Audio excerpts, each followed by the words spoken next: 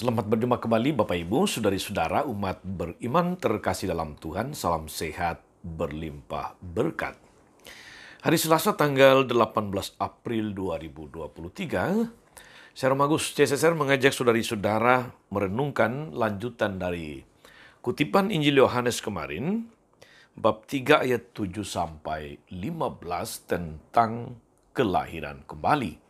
Di dalam perikop percakapan Yesus dengan Nikodemus, kita mendengarkan sabda Tuhan. Dalam nama Bapa dan Putra dan Roh Kudus. Amin. Dalam percakapannya dengan Nikodemus, Yesus berkata, "Janganlah engkau heran karena aku berkata kepadamu, kamu harus dilahirkan kembali. Angin bertiup kemana ia mau, engkau mendengar bunyinya, tetapi engkau tidak tahu dari mana ia datang atau kemana ia pergi. Demikianlah halnya dengan tiap-tiap orang yang lahir dari roh." Nikodemus menjawab katanya, "Bagaimanakah mungkin hal itu terjadi?" Jawab Yesus, "Engkau adalah pengajar Israel, dan engkau tidak mengerti hal-hal itu. Aku berkata kepadamu sesungguhnya, kami berkata-kata tentang apa yang kami ketahui dan kami bersaksi tentang apa yang kami lihat. Tetapi kamu tidak menerima kesaksian kami. Kamu tidak percaya waktu aku berkata-kata dengan kamu tentang hal-hal duniawi. Bagaimana kamu akan percaya kalau aku berkata-kata dengan kamu tentang hal-hal surgawi? Tidak ada seorang pun yang naik ke sorga selain Dia yang telah turun dari surga, yaitu Anak Manusia. Dan sama seperti Musa meninggikan ular di padang gurun, demikian juga Anak Manusia harus ditinggikan, supaya setiap orang yang percaya kepadanya beroleh hidup yang kekal." Demikianlah sabda Tuhan.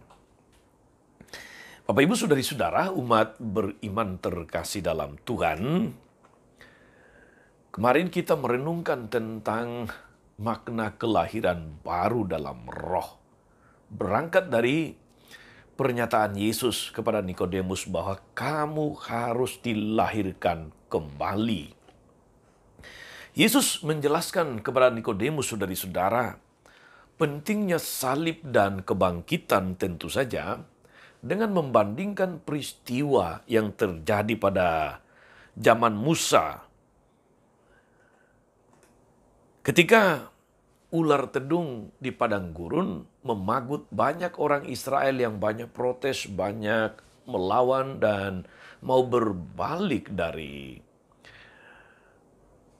kepercayaannya kepada Yahweh, mau berbalik dari kesetiaannya kepada Tuhan. Maka Tuhan kemudian menghukum mereka dengan menghadirkan ular-ular tedung, dan mereka yang dipagut kemudian akan binasa.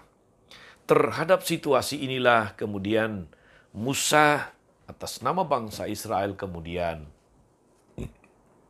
berseru kepada Tuhan untuk menyelamatkan mereka, dan Tuhan meminta atau memerintahkan Musa untuk membuat ular tedung dari tembaga, dan setiap orang Israel yang dipagut ular tedung, setiap kali mereka memandang ular tedung dari tembaga yang ditinggikan itu, mereka tetap hidup, mereka tidak mati.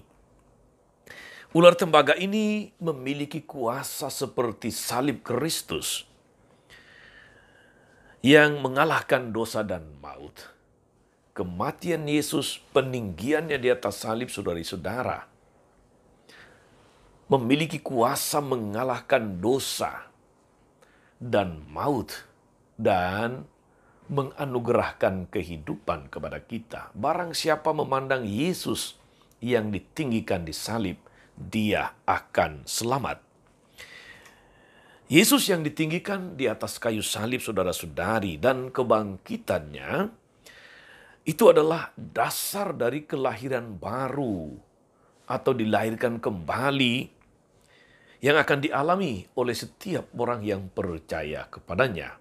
Maka peristiwa Paskah mulai dari sengsara, Di atas kayu salib, wafat dan kebangkitan Tuhan itu menjadi dasar dari kelahiran baru,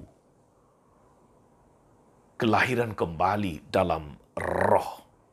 Saudari-saudara umat beriman terkasih dalam Tuhan, tentang kelahiran baru, kelahiran kembali ini, dalam gereja kita mengenal satu kegiatan yang seringkali dilaksanakan di gereja-gereja atau di banyak gereja, gereja Katolik maksud saya, yaitu kursus evangelisasi pribadi.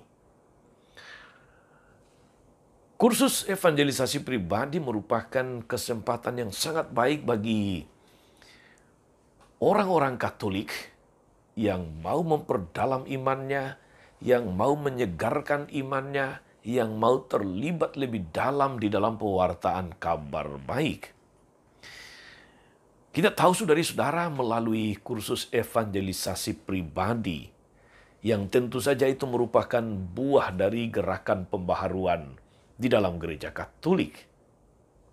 Mengubah hati begitu banyak orang di zaman ini, hingga mereka sungguh-sungguh memahami imannya dengan baik dan dengan militan, memperjuangkan, membelanya, dan kemudian dengan penuh semangat ambil bagian dalam karya pewartaan gereja, seperti yang terjadi pada zaman gereja perdana.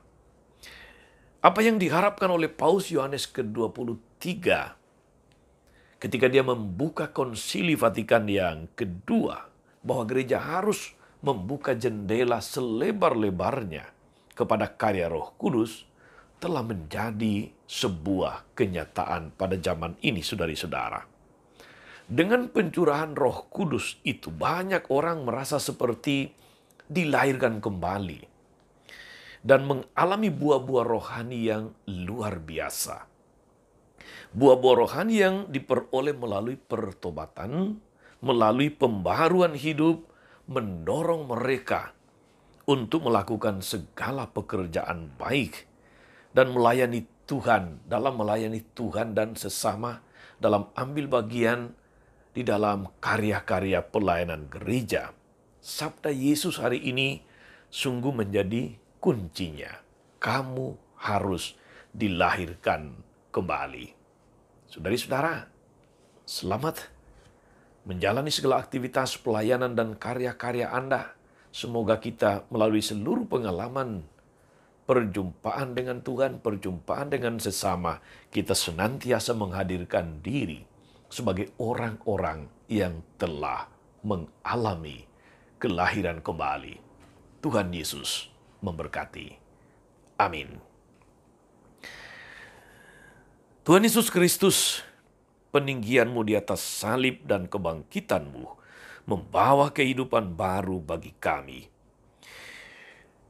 Penuhilah kami dengan Roh Kudus-Mu supaya kami mampu berjalan dalam kemerdekaan, dalam kebebasan, dan sukacita sebagai anak-anak Allah dan mewarisi hidup yang abadi. Kuatkanlah kami agar dalam seluruh aktivitas, karya, pelayanan kami senantiasa menghadirkan diri sebagai orang-orang yang telah mengalami kelahiran kembali. Seanggola Tuhan dan pengantara kami sepanjang segala masa. Amin. Saudari-saudara sekalian, berkat Allah turun atas saudari-saudara, atas mereka yang kita doakan atau kita janjikan doa mereka yang sakit dan menderita, segala rencana, karya dan pelayanan hari ini, Bapa dan Putra dan Roh Kudus. Amin. Tetap sehat dan teruslah menjadi berkat. Jangan lupa like, subscribe, nyalakan lonceng notifikasinya. Salam 52, Tuhan memberkati.